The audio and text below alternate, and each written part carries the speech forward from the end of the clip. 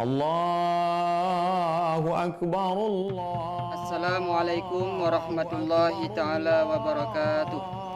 Alhamdulillah, bersyukur kepada Allah subhanahu wa ta'ala, bersalawat kepada Rasulullah sallallahu alaihi wasallam.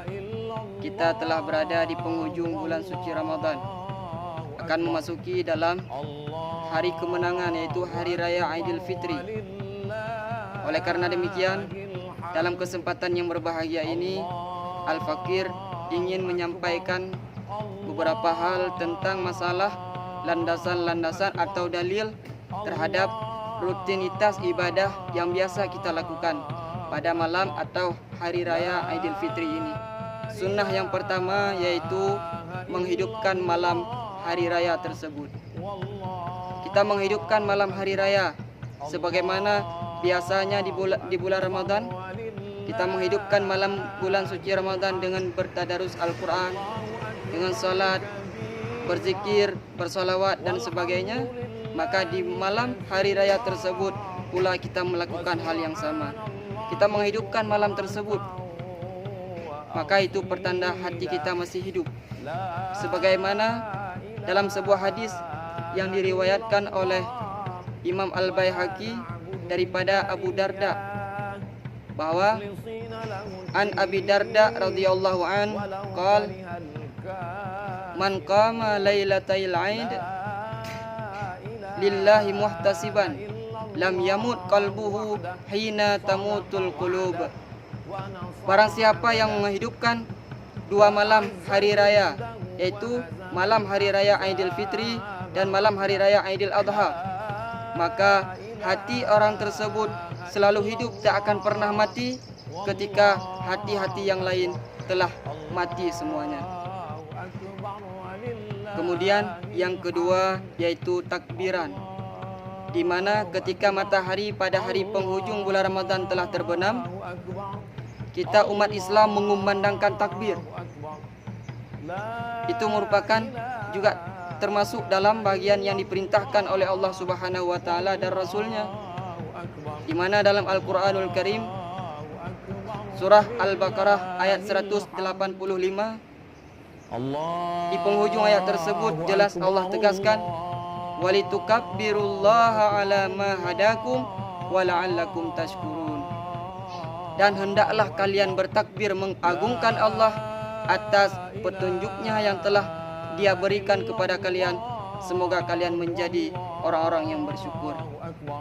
Begitu pula di dalam hadis yang diriwayatkan oleh Imam Al-Bukhari dalam sahihnya, an Ummi Atiyah radhiyallahu anha qalat kunna nu'maru an nakhruja yaumal 'aid hatta nukhrijal bikra min khidriha hatta nukhrijal huyyada fayakunna khalfan nas fayukabbirna bitakbirihim wa yad'una bidu'aihim yarjuna barakata dzalikal yaum wa tuhratahu. Daripada Ummu Atiyah radhiyallahu anha, beliau berkata, dulu kami pernah diperintahkan untuk keluar pada Hari Raya Aidil Fitri, sehingga kami pun mengeluarkan anak-anak gadis dan perempuan-perempuan yang sedang dalam keadaan haid. Mereka berada di belakang jamaah yang lain. Mereka bertakbir dan berdoa bersama dengan jamaah yang lain tersebut, dan mereka mengharap keberkahan pada hari itu. Kemudian sunnah yang ketiga yaitu mandi terlebih dahulu sebelum kita melangkah ke masjid untuk melaksanakan salat Id. Itu juga merupakan tuntunan daripada sahabat Rasulullah sallallahu alaihi wasallam. Di antara lain sebagaimana diriwayatkan oleh Imam Malik dalam kitab Muwatta'nya, An-Nafi' anna Abdullah bin Umar yaghtasilu yaumal fitri qabla ay yaghduwa ilal musalla. Daripada Imam Nafi' bahwa sesungguhnya Abdullah bin Umar pada Hari Raya Aidil Fitri sebelum melangkah ke masjid, beliau terlebih dahulu mandi. Setelah mandi baru beliau melangkah ke masjid.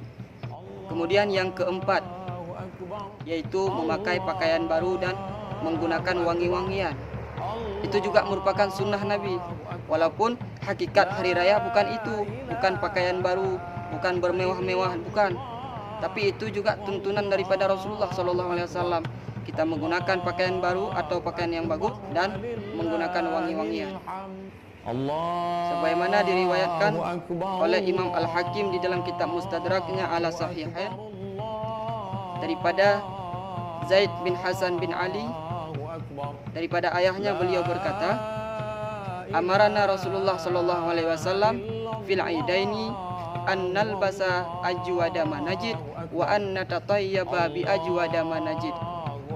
Rasulullah sallallahu alaihi wasallam memerintahkan kami pada 2 hari raya, yaitu hari raya Idul Fitri dan hari raya Idul Adha, untuk memakai pakaian yang bagus yang kami miliki dan menggunakan wangi-wangian yang kami punya.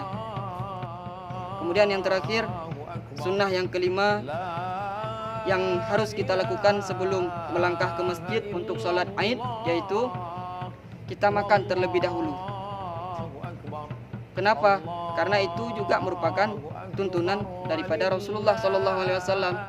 Dalam sebuah hadis yang diriwayatkan oleh Imam Ahmad, an Abdullah bin Buraidah an abihi qala kana Rasulullah sallallahu alaihi wasallam la yaghdu yaumal fitri hatta ya'kula wa la ya'kulu yaumal adha hatta yarji'a fa ya'kula min udhiyatihi.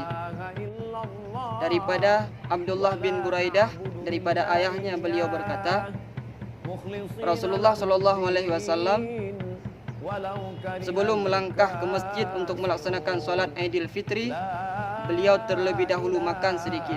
Dalam riwayat yang lain, beberapa butir kurma beliau makan, baru selepas itu beliau melangkah ke masjid untuk solat Idul Fitri.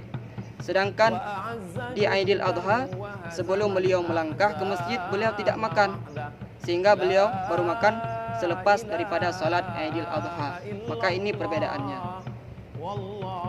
Setelah pulang daripada salat Idul Adha, barulah beliau makan hewan kurbannya sendiri. Inilah secuil landasan atau dalil terhadap rutinitas ibadat yang biasa kita lakukan di malam atau hari raya Idul Fitri. Maka kita sebagai umat Muhammad seyogianya untuk melakukan semua sunnah-sunnah tersebut, ditambah dengan sunnah-sunnah lainnya. Yang pertama, kita menghidupkan malam hari raya Idul Fitri ini. Kemudian yang kedua, kita bertakbir, mengumandangkan takbir baik di masjid atau di rumah kita masing-masing dan sebagainya. Kemudian esok harinya sebelum datang ke masjid, kita mandi terlebih dahulu. Kemudian kita menggunakan pakaian yang bagus, yang rapi, yang sopan, dan menggunakan wangi-wangian karena kita akan menghadap Allah Subhanahu wa taala. Kemudian sebelum datang, kita makan terlebih dahulu sedikit untuk membedakan antara hari raya Idul Adha dan hari raya Idul Fitri ini, karena itu semua merupakan tuntunan dan perintah daripada Nabi Muhammad sallallahu alaihi wasallam. Kita berdoa kepada Allah agar kiranya kita dipertemukan kembali dengan Ramadan yang akan datang dan diampuni seluruh dosa yang pernah kita lakukan.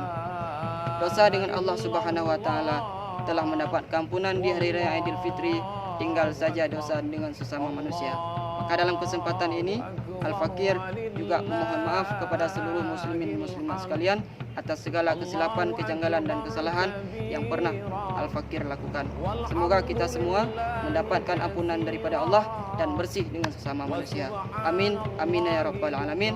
Sekian dan terima kasih. Assalamualaikum warahmatullahi wabarakatuh.